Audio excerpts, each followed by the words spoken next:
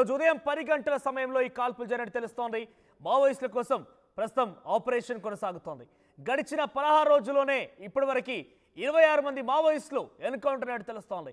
ఛత్తీస్గఢ్లో నిత్యం ఎన్కౌంటర్ల మోతమోగుతోంది. గన్ కాల్పులు వినబడుతున్నాయి. ఎక్కడ చూసినా మావోయిస్టులని అట్టుడికిచ్చేస్తున్నారు. అటు పోలీసు బలగాలు కూడా పెద్ద ఎత్తున అక్కడికి చేరిపోయి మావోయిస్టులను లేకుండా చేయడమే లక్ష్యంగా పెట్టుకున్నాయి.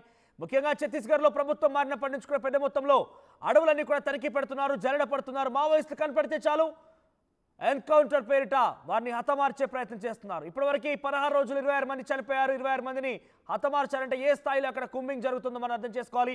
మరిన్ని అప్డేట్స్ ఉదయం అందిస్తారు. ఎస్ ఉదయ్, ఏం జరిగింది ఈరోజు ఎన్కౌంటర్కి సంబంధించి, ఇంకా అప్డేట్స్ ఏంటి?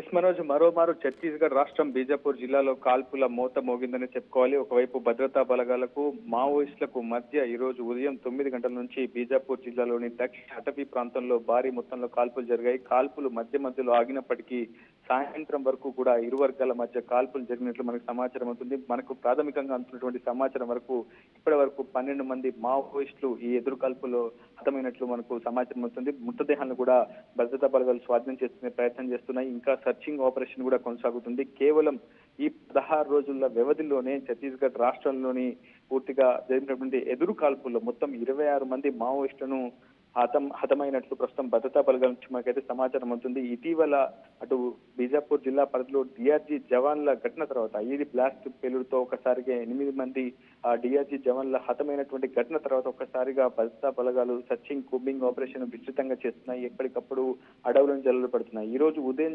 జరిగినటువంటి ఘటనలో పెద్ద ఎత్తున మావోయిస్టులు సమావేశమయ్యారన్నటువంటి సమాచారంతో ముందస్తుగా డిఆర్జీ, సిఆర్పిఎఫ్, కోబ్రా బలగాలు సంయుక్తంగా ఈ ఆపరేషన్ నిర్వహించినట్లు తెలుస్తున్నాయి. ఇంకా మృతుల సంఖ్య పెరిగే అవకాశం అయితే చాలా స్పష్టంగా కనిపిస్తుంది మనోజ్. రైట్. సో వరుసగా ఇంకా కుమ్మింగ్ కొనసాగుతుందా? అంటే సుమారుగా ఈ 16 రోజులు 26 మందికి ఎన్కౌంటర్ చేశారంటే ఇంకా కుమ్మింగ్ కొనసాగుతుందా? ఇంకా లోతుగా ఆ అడవంతా జల్లెడ పట్టే అవకాశం ఉందా? ఎందుకంటే టార్గెటెడ్గా ఛత్తీస్గఢ్లో నిత్యం ఒక ఎన్కౌంటర్ సంబంధించిన వార్త మనం చూస్తూ ఉన్నాం కాబట్టి ఇంకా ఎటువంటి ఫ్యూచర్ ఆస్పెక్ట్స్ ఉండబోతున్నాయి?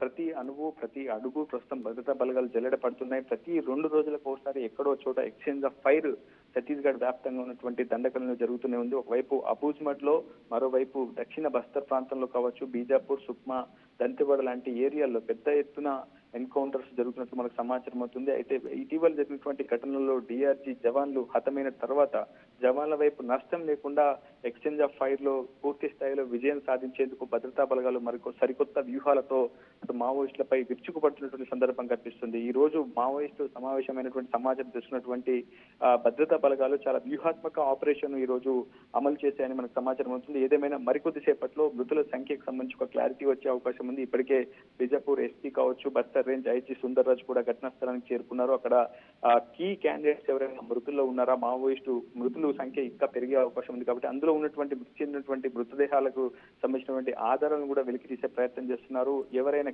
ఈ రోజు ఎన్కౌంటర్ లో కీలకమైన వ్యక్తులు ఉన్నారా? ఇంకా అధికారిక సమాచారం అయితే రావాల్సి ఉంది. ఇంకా మృతుల వివరాలు కూడా ప్రస్తుతం భద్రతా బలగాలు సేకరించే ప్రయత్నం చేస్తున్నాయి. ఒకవైపు భద్రతా బలగాలకు సంబంధించినటువంటి ఎస్ఐబితో కూడా ఎప్పటికప్పుడు కోఆర్డినేషన్ చేసుకుంటూ మృతుల యొక్క వివరాలు తీసుకునే ప్రయత్నం అయితే చేస్తున్నారు. రేపు ఉదయం కల్లా మావోయిస్ట్ కింగ్ పిన్స్ ఎవరైనా మృతుల్లో ఉన్నారని తెలిసే అవకాశం అయితే ఉంది మనోజ్.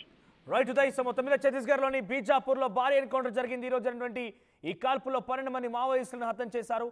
సో ప్రెసెంట్ అయితే ఈ 16 రోజుల్లో 26 మంది ఎన్కౌంటర్ గురయ్యారంటే పెద్ద మొత్తంలో ఇంకా కూడా జల్లెడ పట్టి మావోయిస్టులని అంతమొందించేందుకే లక్ష్యంగా అటు ప్రభుత్వాలు ప్రయత్నం చేస్తున్నాయి. ముఖ్యంగా అక్కడ ఛత్తీస్గఢ్లో ప్రభుత్వం మారిన తర్వాత ఈ తరీకాలో ఎన్కౌంటర్ల సంఖ్య పెరుగుతూ ఉంది.